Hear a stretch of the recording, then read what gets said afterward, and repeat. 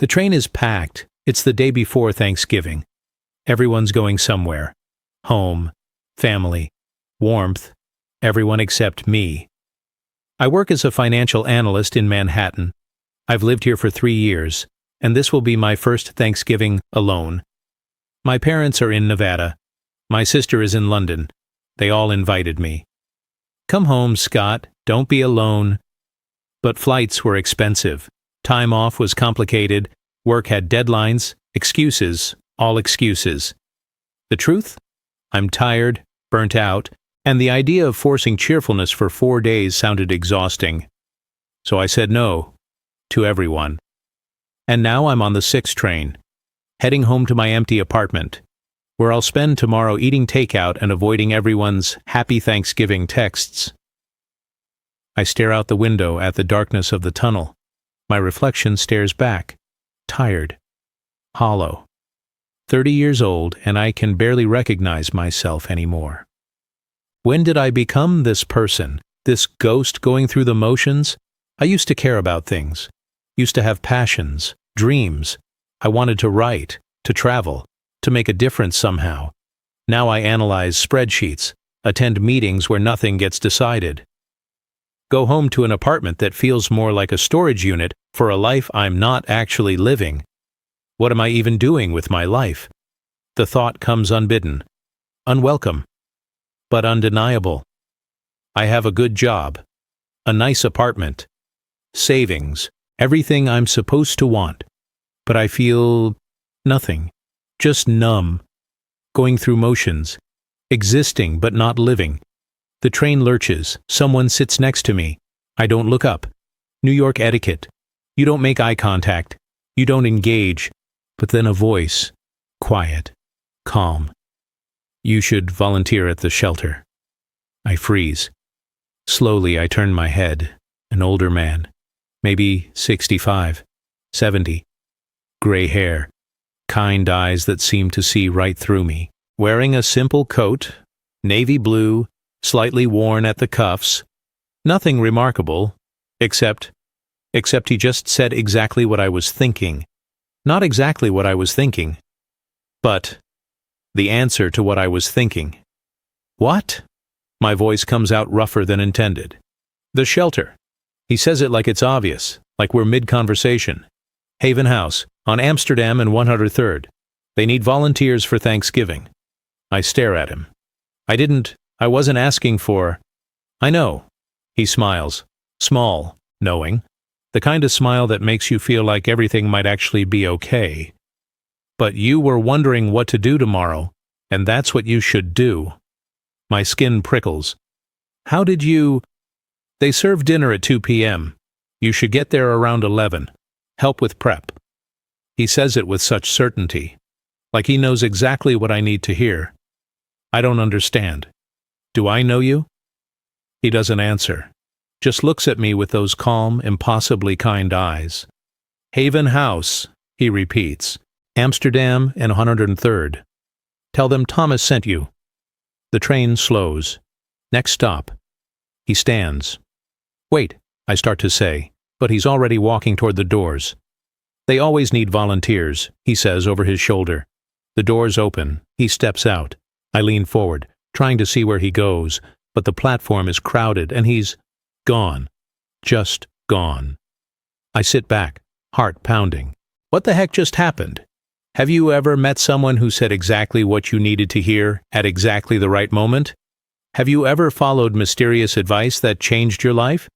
Share your thoughts in the comments.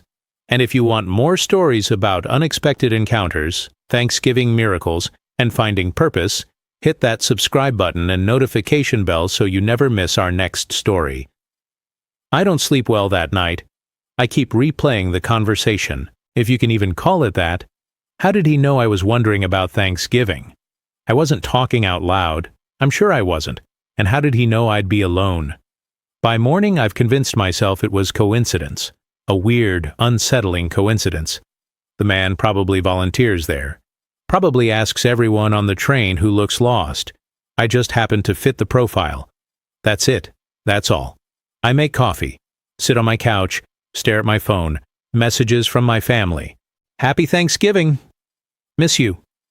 Call us later. I should call them. I will call them. Later. I open my laptop, think about working. I have reports I could finish, models to update, numbers to crunch, but I can't focus. Haven House, Amsterdam and 103rd. I Google it. It's real. A family shelter. Run by a non-profit. Serves hot meals daily.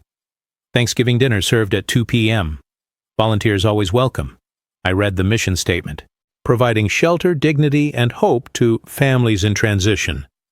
There are photos, kids smiling, adults eating together, volunteers serving food. I close the laptop. I'm not going. That's ridiculous. I don't volunteer. I don't do charity work. Not because I'm a bad person. I donate money. I'm not a hands-on person. But the apartment is so quiet. The silence presses against my ears. The walls feel like they're closing in, and the idea of sitting here all day alone, eating Chinese takeout and pretending I'm fine. I checked the time. 10:17 a.m. Get there around 11, he'd said. I could go, just for a few hours, help out, then leave. It's better than sitting here drowning in my own thoughts.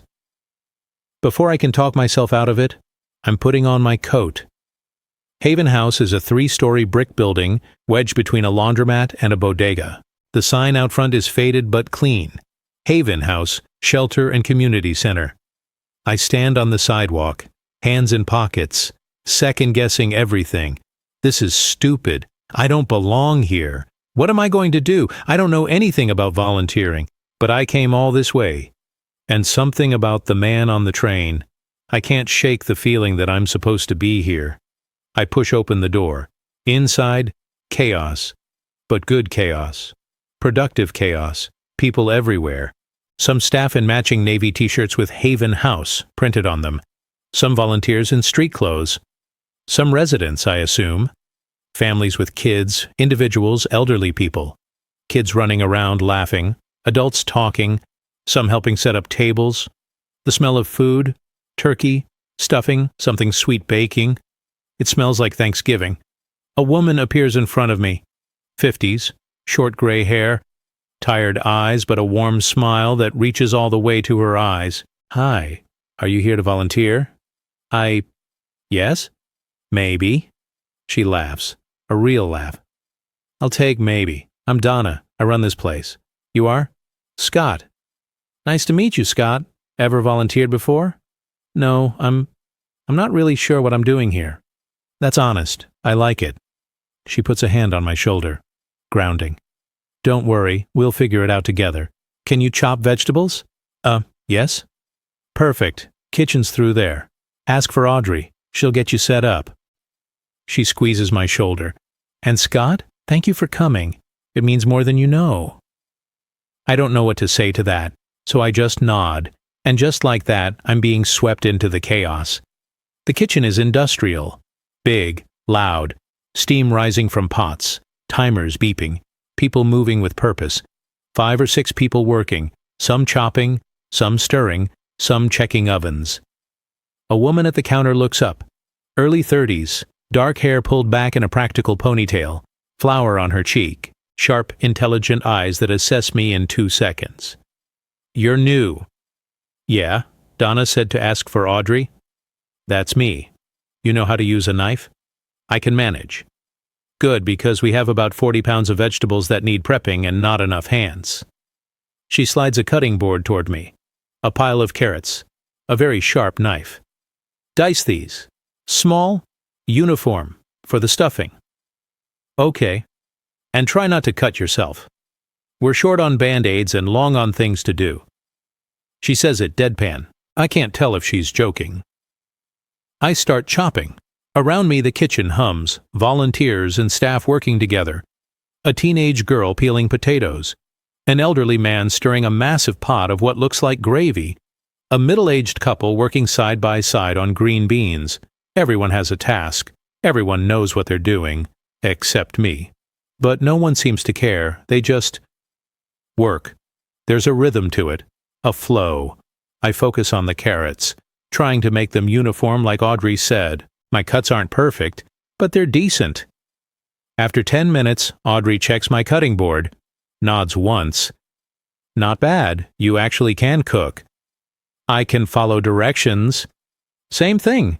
She dumps the carrots into a massive metal bowl, hands me celery, an entire grocery bag full. Keep going. Same size. I keep going. We work in silence for a while, but it's not uncomfortable. Just focused. The sounds of the kitchen fill the space, knives on cutting boards, water running, timers beeping, people calling out to each other. How long on the turkey? Stuffing's ready for the oven. Can someone grab more butter from the walk-in? It's organized chaos, but it works. So, Audrey says eventually, not looking up from the onions she's dicing. What brings you here? Thanksgiving guilt? Court-ordered community service? I almost laugh. A guy on the train told me to come. She raises an eyebrow. Looks at me. A guy on a train told you to volunteer at a homeless shelter and you just showed up? When you say it like that, it sounds weird. It is weird. He was persuasive. Uh-huh. She's smiling now. Just a little. The first real warmth I've seen from her. Well, I'm glad mysterious train guy sent you. We need the help. Thanksgiving is our biggest day. We serve over 100 people. That's a lot. It is. She wipes her forehead with the back of her hand, leaving a streak of flour. Do you do this every Thanksgiving? I ask. Every Thanksgiving. Every Tuesday and Thursday, too. And some Saturdays when I can. That's a lot of time. I'm a social worker. This is part of my job. But also, she pauses, looks around the kitchen, at the people working. It matters, you know? You really believe that? That it makes a difference? She stops what she's doing, looks at me, really looks. You don't? I don't know. There are so many people who need help, so many problems. What's one meal going to do? They'll just be hungry again tomorrow. Maybe. She goes back to her onions. But today they won't be hungry. Today they'll have a hot meal. Sit at a table with other people. Feel like they belong somewhere. Feel seen. She's quiet for a moment. That's not nothing, Scott. The way she says my name makes something in my chest tighten. When I started this work, she continues, I thought the same thing. That it wasn't enough. That I should be doing something bigger. Systemic change. Policy reform. Real impact. What changed? I met a woman named Patty. She'd been on the streets for 6 months. Came in one Tuesday for dinner. Sat alone. Wouldn't talk to anyone. But she came back the next week. And the next. Eventually, she started talking. Told me her story. Lost her job. Then her apartment. Then her hope. Audrey wipes her hands on a towel. I helped her apply for housing assistance. Got her connected with job training. 6 months later, she had an apartment. A job. Started volunteering here herself. She looks at me. Did I change the system? No. But I changed one person's life. And that person changed someone else's. Ripple effects, you know? I don't know what to say to that, so I just keep chopping celery. By 1, the prep is done. My hands smell like onions and garlic. My back aches from standing. But there's something satisfying about seeing all the food ready. Massive trays of stuffing, pots of mashed potatoes, green beans, cranberry sauce, and 3 beautiful golden brown turkeys cooling on the counter. Donna gathers everyone in the dining area. The room has been transformed, long tables set up with white tablecloths, real plates, real silverware, not plastic, not disposable. We treat them with dignity, Audrey says quietly next to me. Real dishes, cloth napkins, makes them feel like guests, not charity cases. There were maybe 30 residents already seated. Kids bouncing in their chairs, adults sitting quietly, waiting. Some looking nervous, some looking tired, all looking grateful to be here. Okay, folks. Donna's voice cuts through the noise. Welcome to our Thanksgiving dinner. We've got turkey, stuffing, mashed potatoes, green beans, rolls, cranberry sauce, and pie. Lots of pie. A few people cheer. A little boy shouts, I want pie now. After dinner, Trevor, a young woman says. She can't be more than 25. 2 small kids hanging on her, Trevor and a younger boy. She looks exhausted, but she's smiling at her kids. Donna continues. Volunteers, we're serving buffet style. Residents come through the line, you dish up what they ask for. Be generous.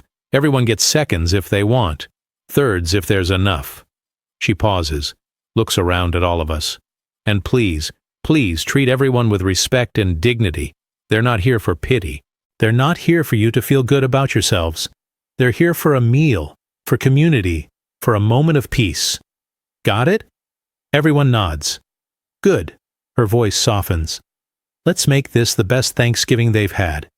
Heck, let's make it the best Thanksgiving we've had. The line forms quickly. I'm stationed at the mashed potatoes. Big serving spoon. Generous portions. Just like Donna said, the first person in line is an older man. Maybe 70. Worn military jacket with patches, weathered face. Hands that shake slightly as he holds out his plate. Mashed potatoes, sir? He looks up at me, surprised. Sir, would you like mashed potatoes? Yes, please. His voice is rough. Unused to being called sir. I scoop. A big serving. Add a pat of butter on top. He stares at the butter. You don't have to do that. I want to. He nods. Once, sharp, military. And I see his eyes get wet before he moves on. The line continues. Men, women, kids, families, individuals. A woman in her 40s. Clean but worn clothes. She meets my eyes. Thank you for doing this. Of course. No, really, you don't know what it means. To be treated like a person. I don't know what to say. So I just give her extra potatoes. The line continues. A young couple, early 20s. The girl pregnant. Very pregnant. 8 months maybe. They hold hands. Happy Thanksgiving, the boy says, trying to sound cheerful. Happy Thanksgiving, I reply. Load both their plates, 3 kids in a row, maybe 8, 6, and 4. Their mom trailing behind with a baby on her hip. Can I have a lot of potatoes? The middle one whispers, big brown eyes, pink jacket. You can have as much as you want. I pile her plate high. She grins. Thank you. Her mom, the tired woman with the baby, gives me a small, grateful smile. Thank you. Of course. They move on, and I realize I'm not uncomfortable anymore. Somewhere between the first person and the 30th, the awkwardness fell away. These aren't homeless people or charity cases. They're just people. Having a hard time, needing help, like anyone might. Like I might, if circumstances were different. The thought is humbling. By 2:30, everyone's been served. The dining room is full. Every seat taken. The sound of silverware on plates. Conversations. Laughter. Real laughter. I watch a little girl show her mom a drawing she made. The mom hugs her, eyes shining. I watch an elderly couple holding hands across the table. They've probably been married for 50 years, and they're eating Thanksgiving dinner in a shelter, but they're together. I watch a man in a suit, yes, a suit, eating carefully. He looks like he could be a banker, a lawyer, someone with a real job, and maybe he was once, before whatever happened, happened. It's a reminder, this could be anyone, is anyone. The volunteers eat last. I sit at a corner table with Audrey and 2 other volunteers, a college student named Danny and a retired teacher named Joyce. The room is full, loud, people eating, talking, connecting. A man at the next table, mid-30s, clean-shaven, holding a little girl on his lap, catches my eye. First time volunteering? He asks. That obvious? You've got the look, deer in headlights, like you're not sure if you're supposed to be here. I laugh. Yeah, that sounds right. I'm Jason. This is my daughter, Beth. Beth waves shyly. Hi. Scott. Nice to meet you both. You staying here? Audrey asks gently. She already knows, but she's giving him the choice to share. Jason nods. 3 weeks now. Lost my job in September. Tech layoffs. Couldn't find anything fast enough. Missed rent, got evicted. He says it matter-of-factly, but I can hear the shame underneath. It's temporary. I'm working on it. You will, Audrey says. Not pity, just confidence. I've seen you applying. You're going to land something. I hope so. He looks down at Beth. She's eating mashed potatoes with her hands, happy. I have to. For her. Her mom? I ask. Then immediately regret it. Sorry, that's gone, Jason says simply. Left when I lost the job. Said she didn't sign up for this. He shrugs. So it's just us now. Beth looks up at him. Jason's face crumbles for just a second. Then he smiles, kisses the top of her head, and I realize he's not broken. He's not pathetic. He's not a failure. He's just a dad. In a hard spot. Doing his best. Loving his daughter. Fighting to get back on his feet. Like anyone would. Like I would hope I'd do if I were in his position. The shame I heard in his voice. It shouldn't be there. He didn't do anything wrong. The system failed him. Life failed him. But he's still here. Still trying. What do you do? Jason asks me. Financial analyst. Oh, that's good. Stable. Yeah. I pause. But honestly, I hate it. Audrey looks at me, surprised. I spend all day moving numbers around, I continue, making rich people richer. I'm good at it. I make good money, but it doesn't mean anything. Not really. At least you have a job, Jason says, not bitter, just stating a fact. You're right. I'm lucky. I'm very lucky. I look around the room, at all these people. I've been taking it for granted. All of it. Joyce, the retired teacher, speaks up. That's what this place does. Makes you grateful for what you have. Makes you see what really matters. What really matters? I ask. Community. Connection. Knowing you're not alone. She smiles. I've been volunteering here for 10 years. Since my husband died, I was lost. Didn't know what to do with myself. This place saved me just as much as it saves the people who come here for help. After dinner, people linger. No one's in a rush to leave. Kids play in the corner. Someone donated toys, blocks, stuffed animals, coloring books. The kids play like kids everywhere. Shrieking, laughing, fighting over toys. Adults talk quietly. Some wash dishes. Some sit with coffee. Some just sit, enjoying not being alone. Someone brought a guitar. An older man, maybe 60, starts playing.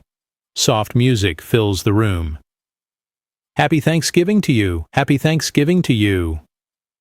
People start singing, laughing. Some kids dance. It's beautiful. I'm cleaning tables when Bobby, the older man in the military jacket, approaches. You did good today, son. I just scooped potatoes. You did it with respect. He looks at me with eyes that have seen things, hard things. You called me sir. You don't know what that meant. To be treated with dignity when you're living in a shelter. I'm sorry you're going through this.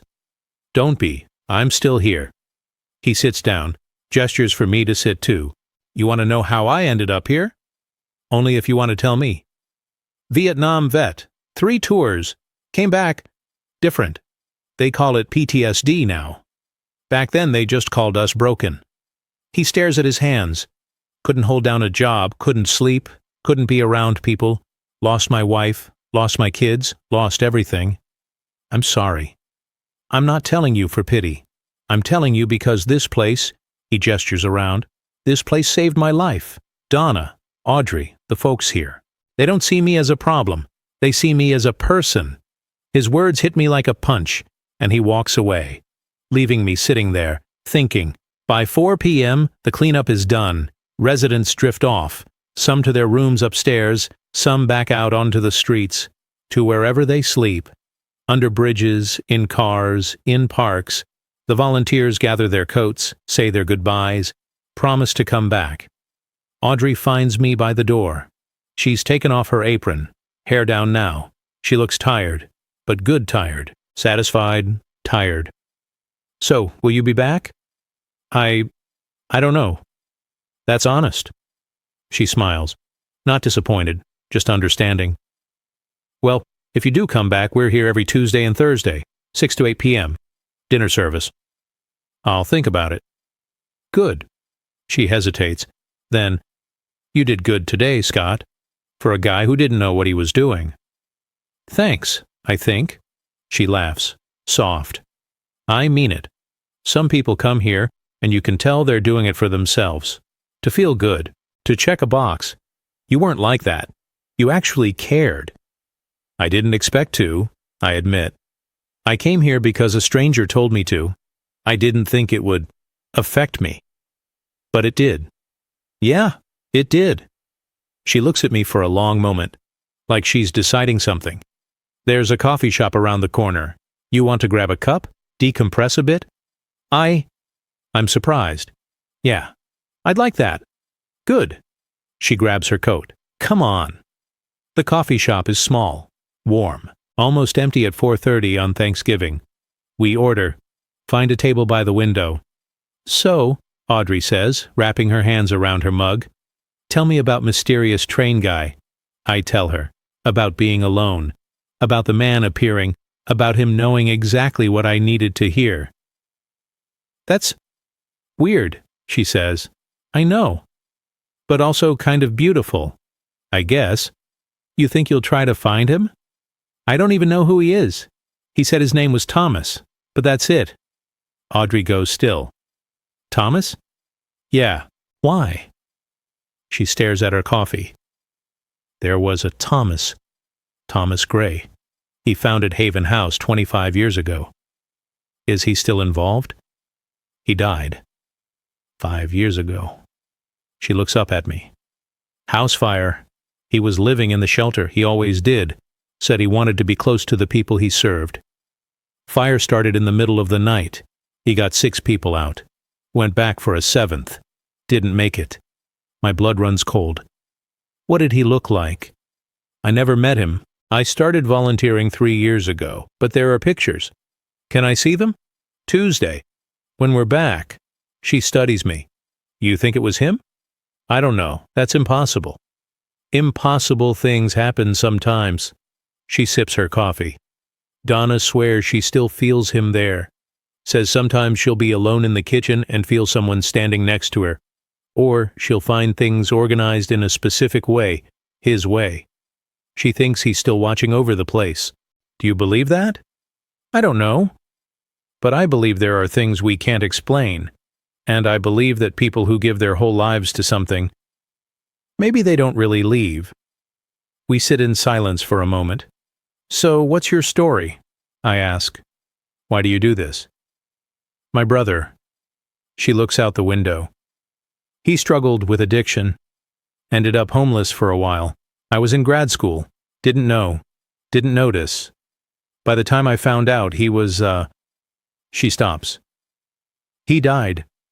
Alone. In an alley. Audrey, I'm so sorry. I keep thinking if someone had seen him, not as an addict or a homeless person, but as a human being who needed help, maybe he'd still be here. She looks at me. So, that's why I do this. I see them. All of them. That's really beautiful. It's also selfish. It makes me feel better, like I'm making up for not being there for him. That's not selfish. That's love. She smiles, small, sad. Maybe. We talk for another hour, about our lives, our jobs, what brought us to New York, what keeps us here. By the time we leave, the sun is setting, the city is lit up, people walking past with shopping bags, couples holding hands, families laughing. Thanks for today, I say. Thank you for showing up. I'll see you Tuesday? You're coming back? Yeah, I think I am. She grins. Good. We need more people who actually care. I don't go straight home. I walk down Amsterdam, through the Upper West Side, watching people. The man selling flowers on the corner. Is he happy? Does he have family? The woman waiting for the bus. Where is she going? What's her story? The teenager on his phone. What's he worried about? Everyone has a story. Everyone is fighting battles I know nothing about. And I've been so wrapped up in my own emptiness that I stopped seeing other people as real. Today was not what I expected. I expected sadness, desperation, tragedy, and there was some of that. Of course there was. Jason losing everything but holding on to his daughter. Bobby living with demons from a war 40 years ago. Tara trying to keep her kids fed and safe. But there was also laughter, community, dignity, people helping each other, sharing what little they had, gratitude that felt real, not performative. And I realized something. I've been so focused on what I don't have, meaningful work, close friends, purpose, that I stopped seeing what I do have. A warm apartment, food whenever I want it, safety, options, choices, things that Jason and Beth and Bobby would give anything for. I pull out my phone, text my parents, "Happy Thanksgiving. Sorry I didn't call earlier. I love you. I'll visit for Christmas, I promise." They respond immediately, heart emojis. "We love you too. Can't wait to see you." I smile, and for the first time in months, I don't feel empty. 3 weeks later, I'm on the train again, Tuesday evening, heading to Haven House. I've been back 6 times since Thanksgiving, every Tuesday and Thursday. Just like Audrey said, I don't just scoop potatoes anymore. I help with prep, set tables, talk to residents, learn names, faces, stories. Jason got a job, part-time at a warehouse, but it's a start. He and Beth are moving into transitional housing next week. He cried when he told me. Happy tears. Tara, the young mom with Caleb and Trevor, got accepted into a job training program for medical assistants. She starts in January. "I'm going to make something of myself," she told me. "My kids are going to be proud of me." Bobby still struggles. Some days are harder than others, but he smiles often, talks more. He's applied to a veterans housing program, says he might have a chance. And Audrey? We've had coffee 4 times now. Last week we walked through Central Park, just walked, and talked. For 3 hours. We're both broken in our own ways, but maybe broken people find each other, help each other heal. I think she might be the most interesting, genuine, beautiful person I've ever met. I'm thinking about all this, about Jason's new job, about Audrey's laugh, about how different my life feels now when I see him. The man from the train. Same seat, same coat, same calm, knowing expression. My heart stops. I move through the crowded car, past people texting, reading, staring into space. I sit next to him. "It's you." He looks at me, smiles, like he expected me. "Hello, Scott? You know my name. You told me 3 weeks ago." "No, I didn't. We barely spoke." He doesn't argue, just looks at me with those impossibly kind eyes. Eyes I've been thinking about. Eyes I see sometimes when I'm at Haven House, helping. "How did you know?" I ask. "That day on the train. How did you know what I needed to hear?" "You looked lost. People who are lost need direction." "But how did you know Haven House was the right direction?" He doesn't answer directly, just, "Was it?" "Yes." "Good. But I need to know, who are you? Have we met before?" "In a way." He stands. The train is slowing. "How was your Thanksgiving?" "It was transforming." "And now?" "Now I volunteer. Twice a week. I'm learning people's names, their stories. I'm helping. Not with money, with time, with presence, with seeing them." "And Audrey?" I freeze. "How do you know about—" "She's special. Don't let her go." "I won't. I stand too." "Who are you?"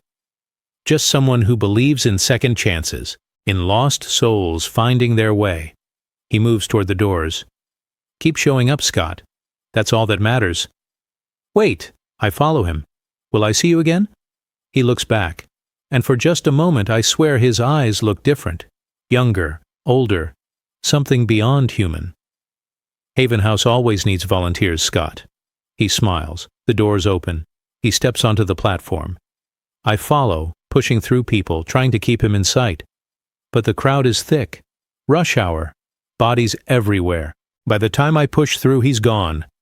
Vanished. Again. I stand there, breathing hard, staring at the empty platform. 6 months later. Spring, late afternoon, I'm on the 6 train again, heading to Haven House, like I do 3 times a week now. Audrey and I are officially together, not just coffee dates, real dates, movies, dinners, long walks, long talks about life and dreams and the future. Jason and Beth are in permanent housing now. He's full-time at the warehouse, saving money, planning for the future. Beth started kindergarten. She drew me a picture. I have it on my fridge. Tara graduated from her training program, got a job at a clinic. She's saving for her own apartment. I'm going to make it, she told me last week. Bobby moved into veterans housing, has a caseworker, goes to therapy. Still comes to Haven House for dinner on Tuesdays, says we're his family now. And me? I'm different. Not just happier. Deeper, more connected, more alive. All because a stranger on a train told me exactly what I needed to hear. Have you ever met someone who said exactly what you needed to hear at exactly the right moment? Have you ever followed advice that changed your life? Share your thoughts, your mysterious encounters, and your life-changing advice moments in the comments below. If this story about unexpected encounters, finding purpose, and Thanksgiving miracles moved you, please hit that like button and subscribe for more stories about the moments that change everything, second chances, and the mystery of human connection. Don't forget to click the notification bell so you never miss our next story. Thanks for watching, and we see you in the next one.